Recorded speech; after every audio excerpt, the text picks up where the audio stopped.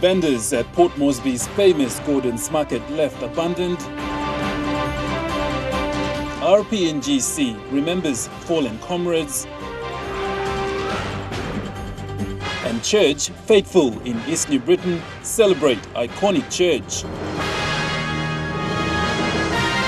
This is National EMTV News with Godwin Eki. Thank you for joining me for Saturday's news. I'm Godwin Eki. Vegetable sellers and customers of Gordon's Market are calling on member for Moresby North East, John Kaupa, and NCD Governor Powes Pakop to allow for temporary relocation before the market is demolished for refurbishment. Market President Aula Kamane and the sellers, mostly mothers who have been left unattended by member for Moresby North East, are now asking Powes Pakop to allow them to use the Unagi sports field momentarily while the market gets refurbished. At least 1,500 people go through the Gordon's Market each day, both sellers and buyers. But as the news of the market's renovation alerted the market goers and sellers, concerns were raised by worried mothers who make a living from selling their vegetables and goods in the market. Market President Aula Kamane, who had known earlier about the renovation of the market, says after trying to inform Powes Pakop and John Kaupa on the matter, nothing has been heard so far. Lo part-time all mas miki mosem banis masiko wara masiko mosem temporary taso lor market go na market Gordon's Market time time okay na mama by come back lang poma lemno market blol am mito ke popla stapines mosem borogo is borogo mango mine ang Garden Hill Taroma all this line NBC now stop here. And market blow all working so only go inside the kitchen space so all mama long go into got space so me call him governor na member belong must be noticed. So two must ready one place now. He go una filter so thank you. Secretary Roslyn Moll says the only available place is Unagi Oval and should be used temporarily. So me people must be noticed market blame stable Gordons. Okay. So now people like him osem, but people putting people on this Unagi field for temporary. So people like him osem member blowing notice. Okay, honorable member, minister blowing housing urbanization. One time governor blowing Powes Pakop. But you come now, you looking people all this man Mary, relocating people Unagi field. People don't like another. Sellers travel from as far as Laloki, Brown River, Sogeri down to 9 Mile to sell their fruits and vegetables. MTV News spoke to some market sellers who raised their concerns.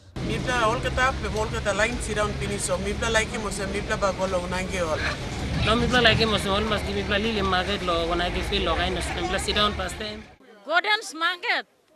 Mipla sa saving plenty for one you getting man Mary lo market kai. Na mipla no na blo move inab you governor blo NCDC you find in place puti mipla ba mipla move no kat bambla stabet lo Gordon's Market. Gordon's Market lugoti mipla na mipla salim na mipla lugoti mogra pikinini na mipla yet plani only no work one Mary mipla stop. Na governor mo blo notice John Kaupa YouTube la no seti mipla good na yula move mipla na mama slow disla. One block have mipla by go sit down. No one block have big block field stuff. Field him unagi field so. Mipla like him unagi field. Okay, gara vendors mipla pati man mipla like him unagi field. Facing a similar situation are Boroko residents who are trying to secure a space to sell their items at the new Boroko market. 50 teachers have upgraded their teaching qualifications by participating in an Australian and international recognized course at the Bougainville Technical College.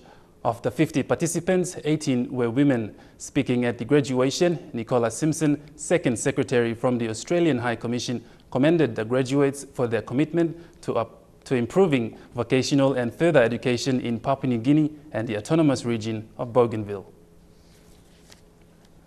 The Royal Papua New Guinea Constabulary has opened its first memorial site at the Bomana College. Marking the Constabulary's Remembrance Day, Police Commissioner Gary Baki said the men and women have died in the service will now be permanently remembered and honored. The Remembrance Day was commemorated with a dawn service yesterday. And you are a round of applause to the Minister for unveiling our memorial park.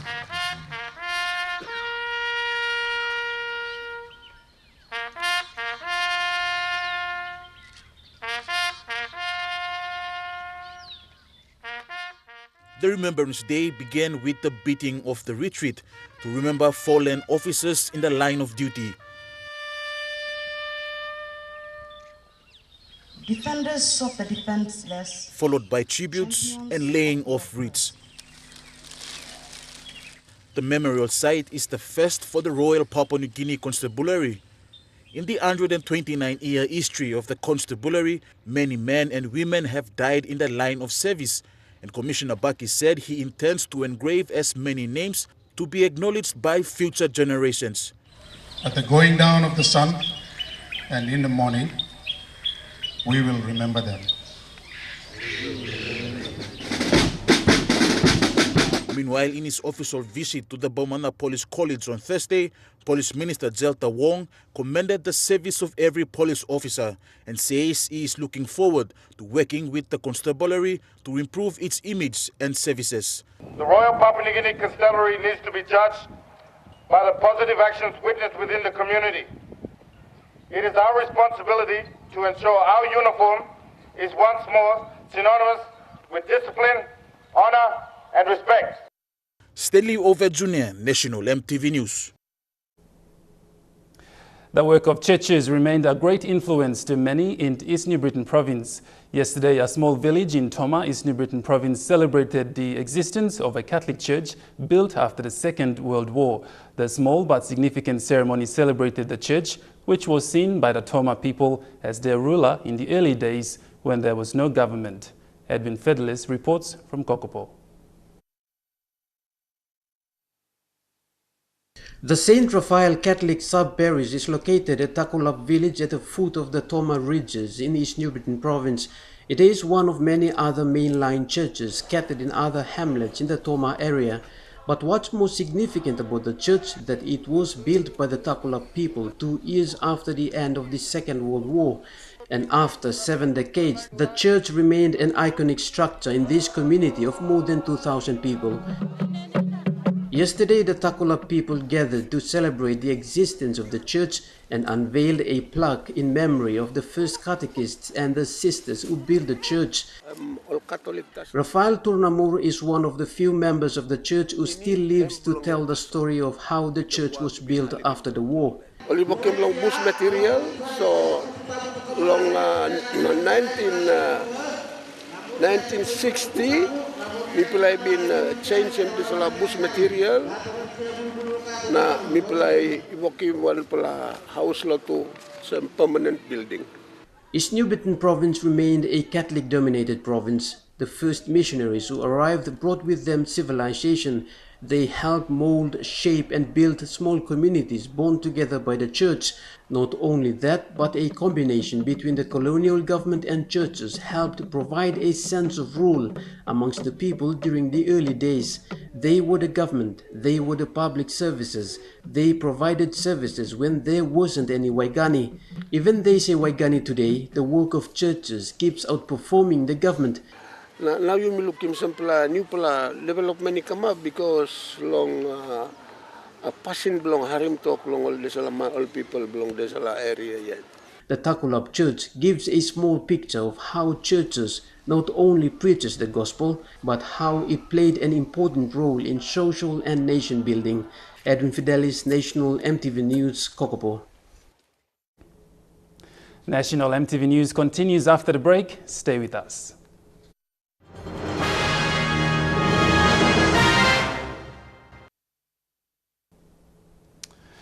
Welcome back to news. ECP Governor Alan Bird is appealing to the Prime Minister and the government to review the allocation of funds for the inspection of the impact of the coffee bearer borer in the Highlands region.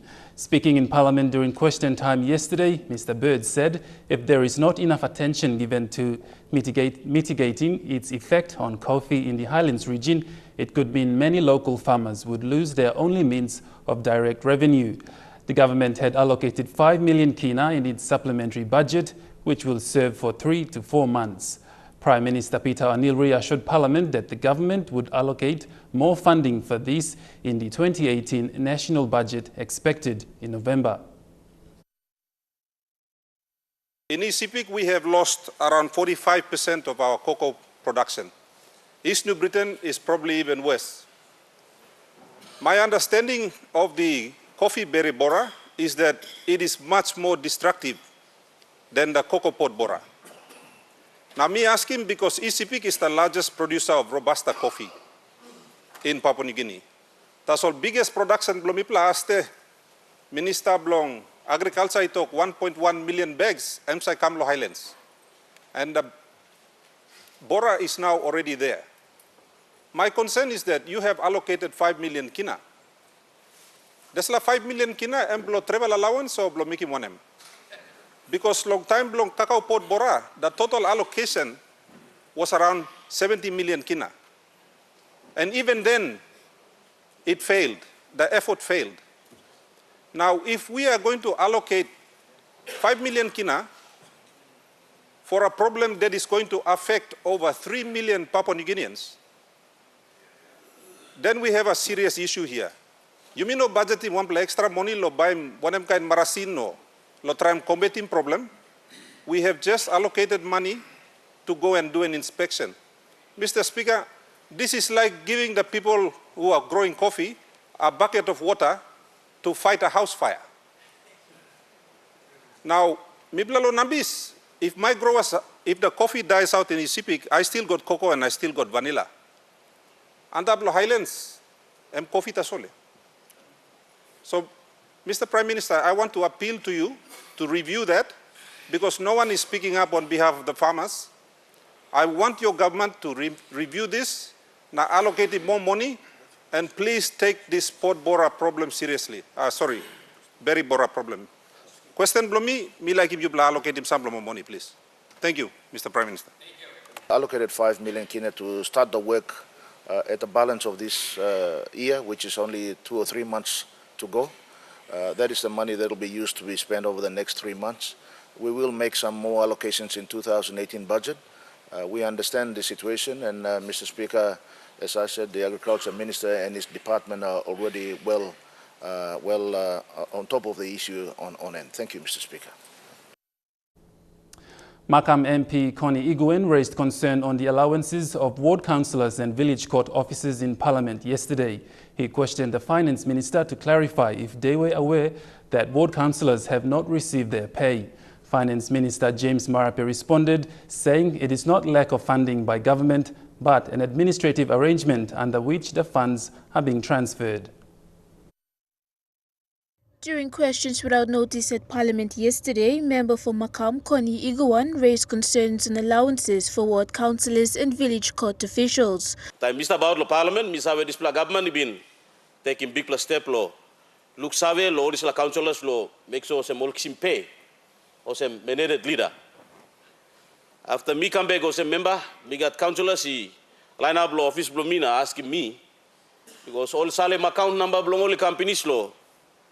Government lo kisim pay until now only no kisim pay belong only yet. Na next year ball go lo election. Also, Mr. Speaker, me asking Minister, lo display honorable house, you can talk clear law. All councillors blue me. You look save long all some councillor no kisim pay yet or no god.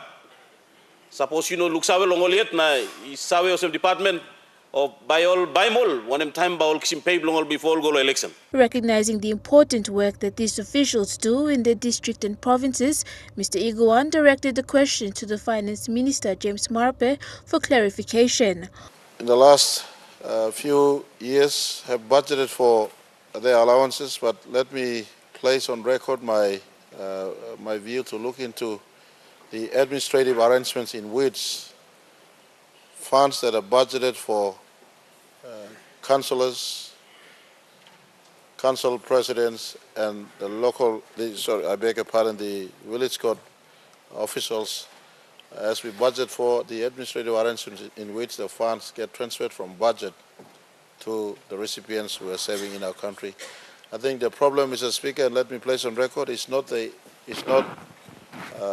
lack of allocation on the part of our government, but it is the administrative arrangement in which funds gets transferred from Waigani into the accounts. And let me consult the department responsible in the instance of councillors, the Department of Provincial and Local level.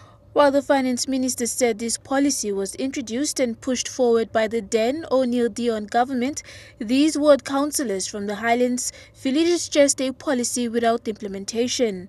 MTV News Mount Hagen spoke to local level government president for Mount Gilliwell, Michael Mai, who said the delay has affected councillor and LRG meetings. Unfortunate thing now, like facing now, the very unfortunate thing, ward members from me, they are not paid for 3 consecutive years. They are not paid for 3 consecutive years. Now national government in Tokyo 10,000 can pay ward. Now tribal councillors miss out on working people talent mechanism. The film was this is some kind of unfunded policies for government. Merlin Diaukatam, National MTV News. The government will start working with Lae City Authority to better manage the city, as Parliament has already made a legislative decision to establish the City Authority. This is from the Prime Minister Peter O'Neill, who said this will take place once the government allocates resources through the 2018 budget. He was responding to Lae MP John Rosso's question during Parliament yesterday, who asked the government to revitalise the initiative to establish the Lae City Commission for an appropriate structure to run the city. This would give Lae an appropriate structure to manage the city, befitting its status as the second largest city in Papua New Guinea and the nation's industrial hub. Thank you. Withdrawing the ongoing case against the establishment of the Lae City Authority. Mr. Speaker, this Parliament has already passed the legislation. It is, in fact, the Lae City Authority itself is now established by the Act of Parliament. Mr. Speaker, we look forward to working with the Honourable Member so that we can reconstitute the City Authority and better manage the services that have been not delivered today to the residents of Lae City. Mr. Speaker, running a large growing city like Lae is a very important responsibility. The residents need the services of water, garbage collection, cleaning. All these services need to be managed properly, and that is why the government, in its wisdom, decided to establish a city authority for Lae and Mount Hagen as well. So, Mr. Speaker, we will start working on it through the allocation of resources through the 2018 budget so that we can be able to better manage the city in a manner that it deserves. Women in Milne Bay now have a new fish market in Alatau district. Located at East Cape, the facility will give women in Alatau, Esa Ala and Samurai Muruwina districts the opportunity to sell their produce.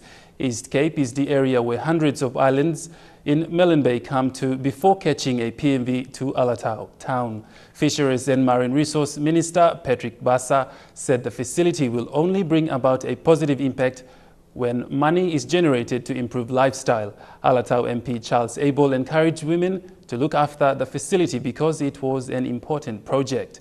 The market was officially opened after the Fisheries Minister cut the ribbon, followed by the transfer of deed from National Fisheries Authority to East Cape Ward.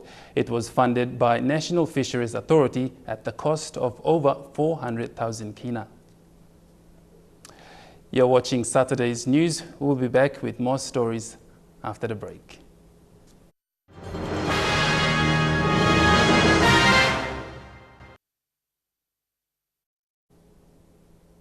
Welcome back to the news. Thinning overseas now, and 11 days after Hurricane Maria, U.S. officials remain optimistic that the island is on road to recovery. In fact, Acting Homeland Security Chief Elaine Duke arrived in San Juan on Friday to check the situation firsthand.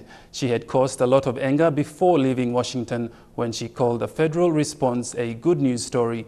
On Friday, however, she was more tempered.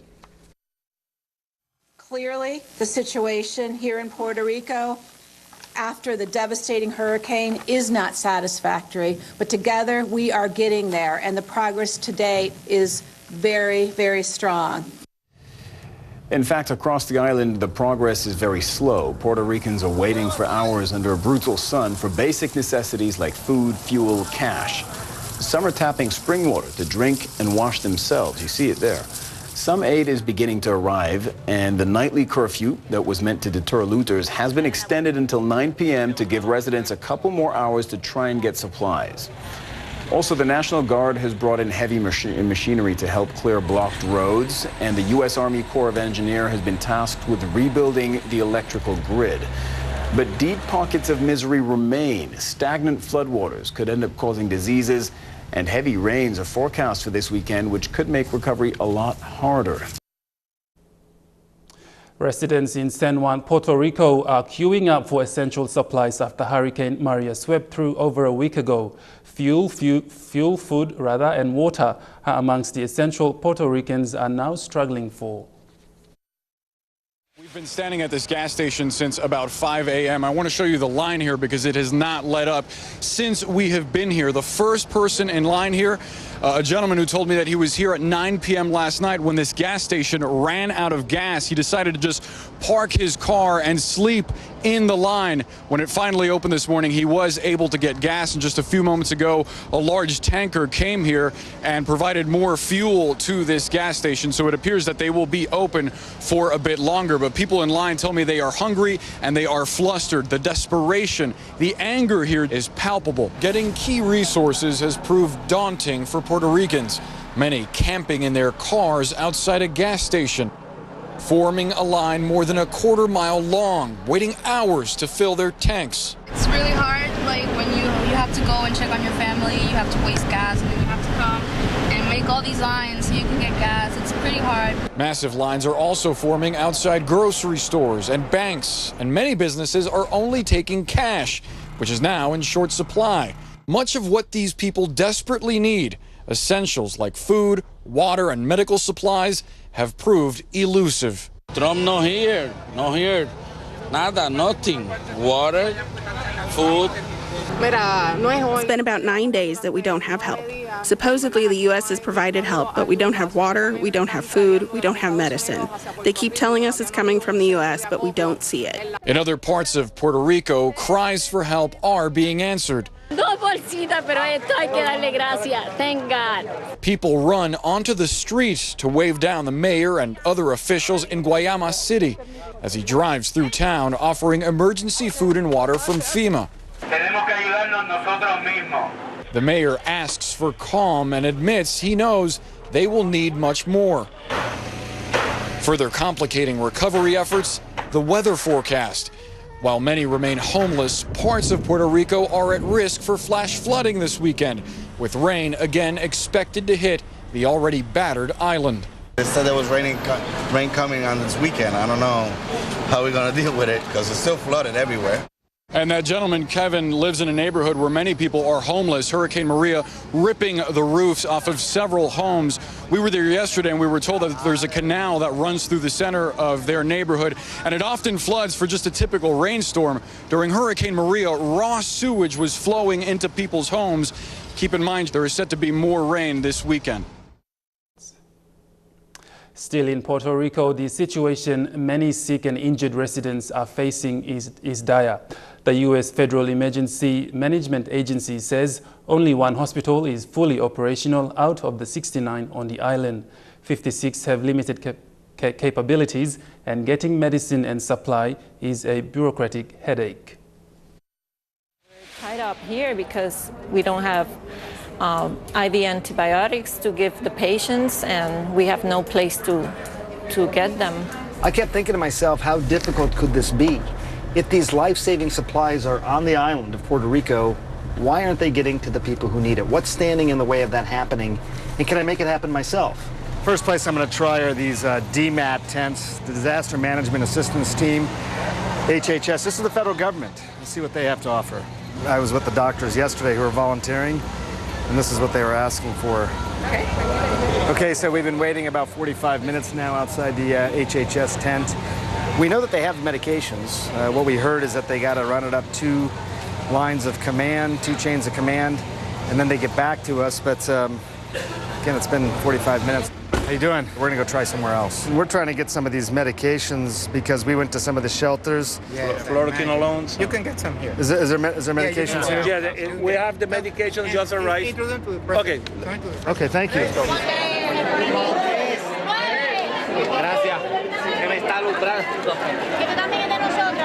Because the hospitals have been slow to start back up, these are all volunteer doctors over here who've basically come trying to gather supplies and take it out to the people who need it. They're trying their best. It's a slow process.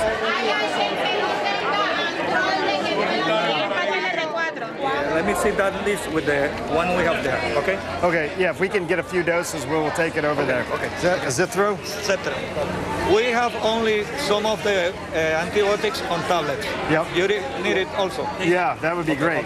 Azithromycin. All right, perfect. Okay, doctor. Thank you. The other one I will give you there. Appreciate it. Thank you. Thank you, you too.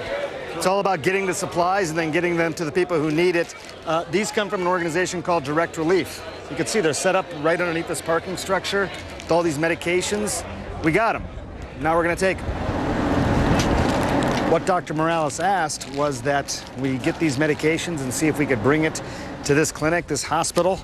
This is one of those places that's up and running, but without these medications, they haven't been really able to take care of patients. Dr. Rodriguez.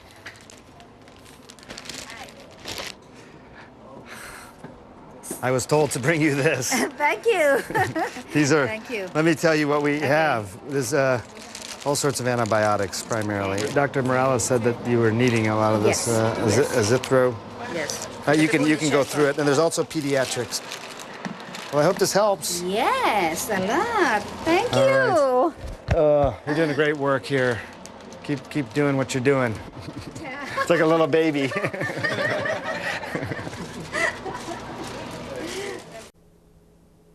You're watching National EMTV News. Don't go away. We have Chruch Sports coming up next.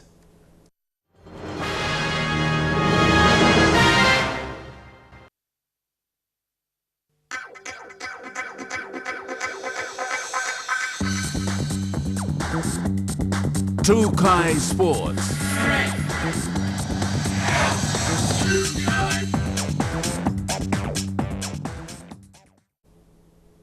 Welcome to Chruch Sports. The Oil Search Rugby League Trophy continues its New Guinea Islands tour, this time arriving in Kavieng, New Ireland Province. The trophy was taken along the famous Bulumingski Highway and visited some of Kavieng's most popular tourist attractions.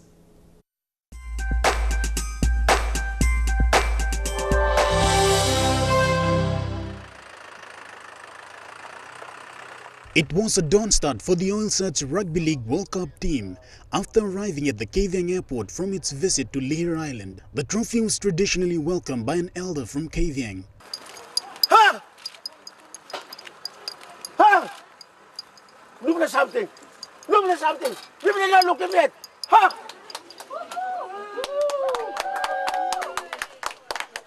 The Rugby League World Cup trophy was taken first to Laraibina village, the home of the famous eels, with escorts from provincial government, Newcrest and the Kavieng Rugby League representatives.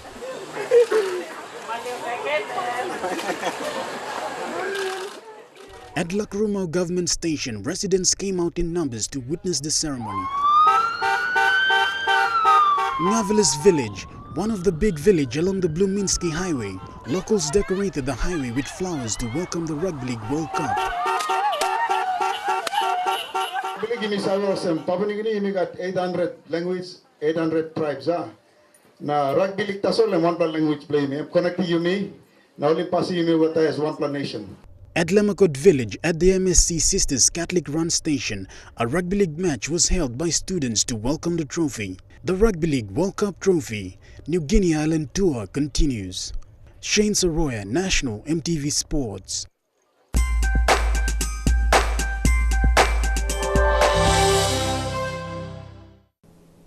And that's a wrap up on Chruch Sports. Up next, your weather details. Chruch Sports.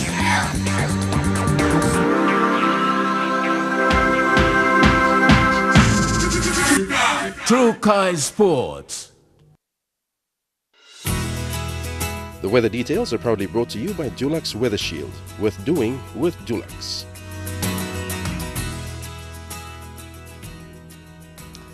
Weather forecast for tonight, Southern region, Daru, Kerema, Alatau and Popondetta mostly fine.